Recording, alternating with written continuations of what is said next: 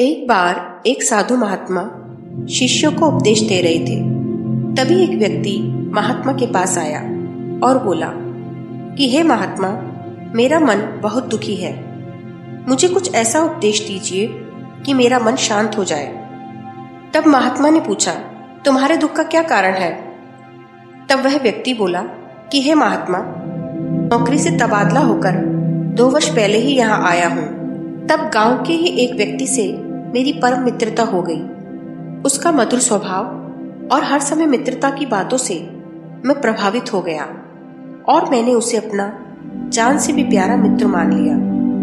उसे जब भी रुपए पैसे की जरूरत होती, मैं उसे तुरंत ही दे देता। वो पैसे उसने न कभी लौटाए और ना ही मैंने कभी उससे मांगे, क्योंकि दोस्ती में सब चलता है, ऐसा मेरा मानना था। जब भी उसे मेरी जरूरत पड़ी, मैं हमेशा उसके लिए उपस्थित रहा। आखिर वो मेरा मित्र था। जब उसने अपना 4 पहिया वाहन लिया, तब मुझे बहुत खुशी हुई। वो कहता था, जब भी तुझे जरूरत हो तब ले जाना। वैसे कभी मैंने उससे उसका वाहन नहीं मांगा, पर जब कल रात मेरी पत्नी की तबीयत अचानक खराब हो गई, तब मैं रात को उसके घर गया तो वो बड़ी देर में जाग करके आया। मैंने कहा कि तेरी भाभी की तबीयत खराब है, तू मेरे साथ अस्पताल चल। तो उसने यह कहकर मना कर दिया कि वह आज ऑफिस से थक कर आया है, उसे नींद आ रही है और एक व्यक्ति के लिए 2 लोगों को जाने की क्या जरूरत है। मैंने कहा, ठीक है, तू थका हुआ है तो सो जा, पर मुझे तेरी गाड़ी दे दे जिससे मैं जल्दी से जल्दी अस्पताल चला जाऊं। तो वो तरह तरह के बहाने बनाने लगा। कभी कहता गाड़ी में पेट्रोल नहीं है, कभी बोलता गाड़ी नई है और तुमने अगर ठीक से नहीं चलाई तो गाड़ी में निशान पड़ जाएंगे। कभी कुछ बोलता तो कभी कुछ बोलता। आखिर में उसने ये कह ही दिया कि भाभी को ऑटो में ले जा, मैं गाड़ी नहीं दे सकता।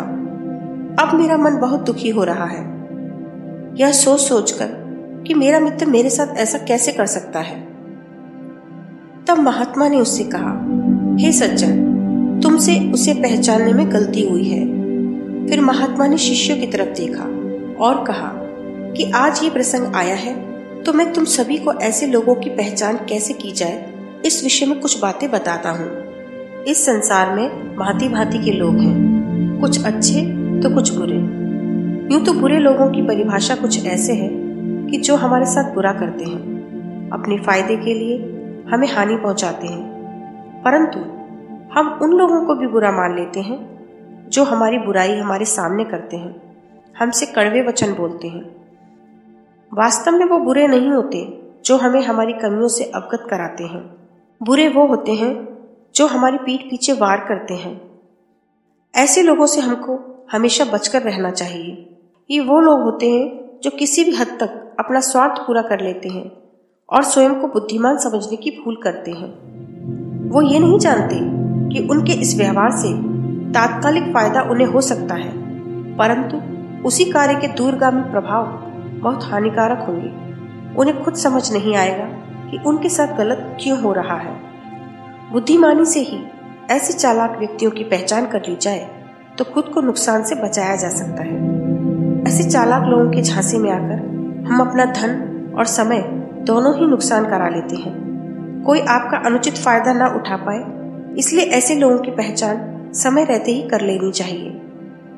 ऐसे लोगों की पहचान कैसे की जाए, इसके लिए मैं 5 बातें तुम्हें बताता हूँ, तुम्हें हमेशा ध्यान में रखनी चाहिए।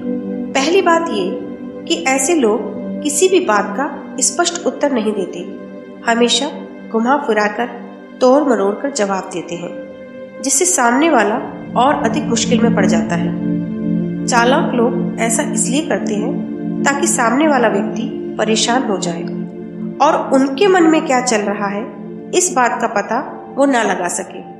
हालांकि इस संसार में कोई भी बात छिपती नहीं है, वह कभी न कभी सामने आ ही जाती है।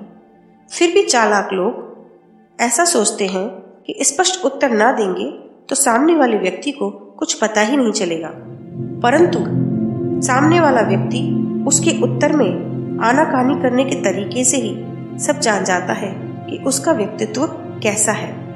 दूसरी बात यह है कि चालाक लोग कोई गलती कर देते हैं तो उस बात को इस प्रकार वाकजाल से छिपाने की कोशिश करते हैं ताकि उनको कोई उत्तरदायी न ठहरा सके, परंतु कई बार उनका ये वादचाल खुद उन्हें ही भारी पड़ जाता है जब उनका सामना किसी बुद्धिमान व्यक्ति से होता है। बुद्धिमान व्यक्ति ऐसे चालाक लोगों को तुरंत ही पहचान लेते हैं और उनके साथ वाणी चातुर्य का प्रयोग करके उन्हें पराजित कर देते हैं। तीसरी महत्वपूर्ण बात यह है कि यदि कोई व्यक्ति आपसे आपकी निजी जानकारी बातों ही बातों में पूछने की कोशिश करे, जैसे आपके पास कितना धन है, आपकी संपत्ति कहाँ कहाँ है, आपकी आय कितनी है, तब समझ लीजिए कि वह व्यक्ति बहुत चालाक है। वो स्वयं के बारे में ऐसा कुछ भी नहीं बताएगा और आप उनसे पूछेंगे तो वो उन बातों को गोलमोल कर देगा। ऐसे व्यक्तियों की पहचान करके उनको अपनी निजी जानकारी सही कभी नहीं देनी चाहिए। चालाक व्यक्तियों की चौथी बात यह है कि ऐसे व्यक्ति प्रतिफल की आशा करते हैं।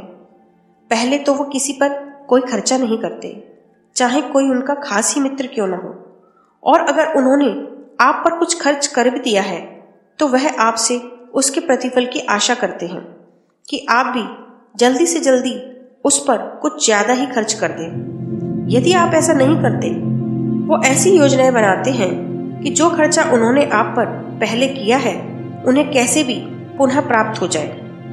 चालाक लोगों को अपना धन बड़ा प्यारा होता है, इसलिए वे दूसरों का ही खर्च कराने में विश्वास करते हैं। लेकिन हे सज्जन, इस संसार में जो जिससे जितना लेता है उसे किसी न किसी माध्यम से उसे अधिक लौटाना पड़ता है। यही प्रकृति का नियम है। फिर भी लोग चालाकी करके किसी का धन रखने की इच्छा ना जाने क्यों करते हैं। ऐसे व्यक्ति किसी के भरोसे के लायक नहीं होते। यह लोग आवश्यकता अनुसार अपने मित्र समुदाय बदलते रहते हैं। जब आपसे उन्हें काम होता है तब आपके साथ होते हैं, और यदि आपसे अधिक प्रभावशाली व्यक्ति इनके सामने आ जाए तो ये आपको किनारे लगा देते हैं। ऐसे लोग उस व्यक्ति से मित्रता कर लेते हैं और आपको धोखा देते हैं, लेकिन प्रकृति के नियम अनुसार जो ये धोखा आपको देते हैं उन्हें भी आगे जाकर धोखा ही मिलता है। ये घर के रहते हैं न घाट के, इसलिए इनकी पहचान होते ही बुद्धिमान व्यक्ति को स्वयं ही इनसे दूरी बना लेनी चाहिए। चालाक लोगों की पांचवी बात यह है कि ये बड़ा मीठा बोलते हैं, क्योंकि उन्हें अपना काम निकलवाना होता है। आपकी तारीफ करेंगे, बड़ी बड़ी बातें करेंगे, आपके लिए हमेशा तैयार होने का आपको आश्वासन देंगे, परंतु जब आपको इनकी वास्तव में ही आवश्यकता होगी तो बहाने बनाकर अपनी सफाई देकर आपको टाल देंगे, बचकर निकल लेंगे। ऐसे लोग भरोसे के लायक नहीं होते। ये धोखेबाज होते हैं, बस अपने स्वार्थ के लिए आपसे ही जुड़े रहते हैं। इनमें स्वाभिमान नाम की कोई चीज नहीं होती। आत्मसम्मान क्या होता है ये नहीं जानती। ये किसी हद तक भी गिर जाते हैं। अपनी स्वार्थ पूर्ति इनके लिए सर्वोपरि है। बुद्धिमान लोगों को इन्हें देखते ही झटक देना चाहिए। इन्हें अपने घर या समुदाय से दूर ही रखना चाहिए, वरना ये आपके दुख का कारण बन सकते हैं। इनकी धोखेबाजी से आपका हृदय दुखी हो सकता है। इन पर विश्वास न करें। हमेशा अच्छे, निस्वार्थी व सज्जन लोगों को ही अपना मित्र बनाएं। इस प्रकार महात्मा की बातें सुनकर उस व्यक्ति का मन शांत हो गया और उसने भी निर्णय लिया कि अब ये जो बातें महात्मा ने बताई हैं उनका अनुसरण करके वह अपने मित्रों का चयन करेगा। इन बातों को ध्यान में रखकर भी हम भी स्वयं को ऐसे व्यक्तियों से बचा सकते हैं, नहीं तो आगे जाकर हम भी दुखी होंगे